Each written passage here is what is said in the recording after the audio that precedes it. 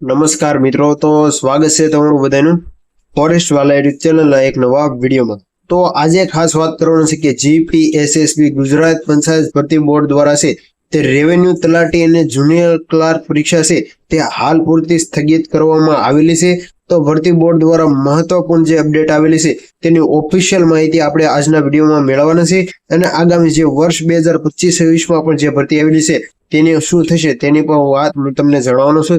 તો ખાસ જે પણ મિત્રો જીપીએસએસબી ની તૈયારી કરતા હોય તેવા તમામ મિત્રો સુધી આ માહિતી પહોંચાડી દેજો। તો સૌપ્રથમ આપણે વિડીયોની શરૂઆત વર્ષ 2025-26માં આવનારી જે ભરતીઓ છે તેના પરિણામ સંભવિત વાત કરી તો તેમાં જુનિયર ક્લાર્ક વહીવટી હિસાબની જે નવેમ્બર 2025માં છે તે જાહેર થવાની શક્યતા હતી અને પરીક્ષા મે 2026માં લેવાની હતી અને પરિણામ સંભવિત જૂન 2026માં લેવાની હતી। તો હાલ આ ભરતી જીપીએસએસબી દ્વારા છે તે સ્થગિત કરવામાં આવેલી છે અને વધારે માહિતી છે તે ટૂંક સમયમાં ભરતી બોર્ડ દ્વારા છે તે વધારે માહિતી છે તે તમને મળી જશે।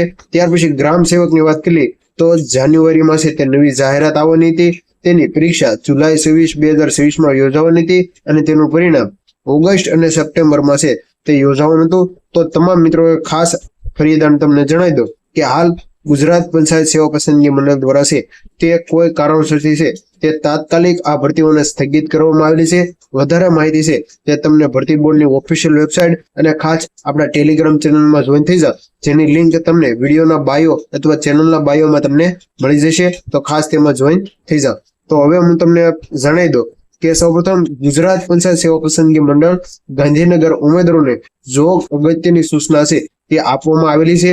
તો મંડળના કાર્યક્ષેત્ર હેઠળની જાહેરાત ક્રમાંક જે 12 નંબરની જુનિયર ક્લાર્ક વહીવટ હિસાબની સર્વગ્ની ભરતી પ્રક્રિયા અન્વયે સામાન્ય વહીવટ વિભાગ ઠરાવ જે પીએચસી જે 2010 અને 2018ના ઠરાવ મુજબ પ્રતીક્ષા યાદી છે તે આપવામાં આવેલી હતી। તો હવે વાત કરીએ તો આ ભરતી ગુજરાત પંચાયત સેવા પસંદગી મંડળ દ્વારા જ લેવામાં આવે છે અને તેમાં તમને જણાવી દો કે જુનિયર ક્લાર્કની પરીક્ષા છે તેના 2 વર્ષનો સમયગાળો પૂર્ણ થઈ ગયેલો હોવાથી સંદર્ભ વર્ગમાં હવે પછીની આગળની કોઈ પણ પ્રક્રિયા છે તે પ્રતીક્ષા યાદી કરવા કાર્યવાહી મંડળ દ્વારા છે તે હાથ ધરવાની રહેતી નથી, જેને ઉમેદવારોએ નોંધ લેવી।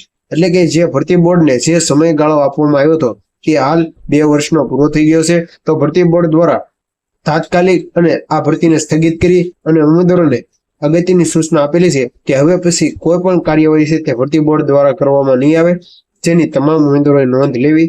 મંડળના આદેશના અનુસાર 3/11/2025ના દિવસે આ ઓફિશિયલ માહિતી છે। તો ખાસ ગુજરાત પંચાયત સેવા પસંદગી મંડળની તૈયાર કરતા મિત્રો સુધી આ માહિતી અચૂકથી છે તે પહોંચાડી દેજો।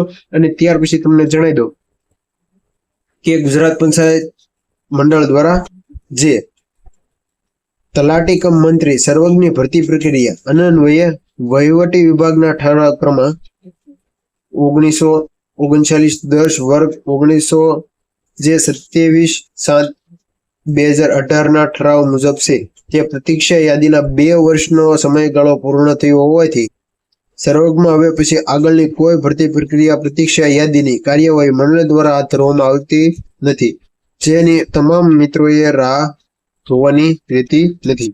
એટલે કે જે ઉમેદવારો રેવન્યુ તલાટી પરીક્ષા અને જુનિયર ક્લાર્ક પરીક્ષા આપી છે તેવા તમામ મિત્રોએ હાલ છે તે વધારે થોડીક પ્રતીક્ષા યાદી છે તેની યાદી માટે રાહ જોવી પડશે, કારણ કે ગુજરાત પંચાયત સેવા પસંદગી મંડળનું જે 2 વર્ષનો 2018 વર્ષ મુજબ કાર્યવાહીનો સમયગાળો પૂર્ણ થયો છે। તો ભરતી બોર્ડ દ્વારા આગામી કોઈ પણ પ્રતીક્ષા યાદી છે તે આપવામાં આવશે નહીં, જેની તમામ ઉમેદવારોએ તે ખાસ નોંધ લેવી। જે ભરતી બોર્ડ દ્વારા છે તે ચોખ્ખા શબ્દોમાં કહેવામાં આવેલું છે। તો મંડળના આદેશ 3/11/2025 થી હવે પછી જુનિયર ક્લાર્ક અને ગ્રામ સેવકની કોઈ પણ અપડેટ છે તે ગુજરાત પંચાયત સેવા પસંદગી મંડળ દ્વારા નહીં આપવામાં આવે। તો આ હતી ગુજરાત પંચાયત સેવા પસંદગી મંડળની અગત્યની માહિતી। તો ખાસ તમારા મિત્રો સુધી શેર કરી દેજો। મળીએ એક નવો ઉપયોગી વિડીયો સાથે। જય માતાજી, જય દ્વારકાધીશ।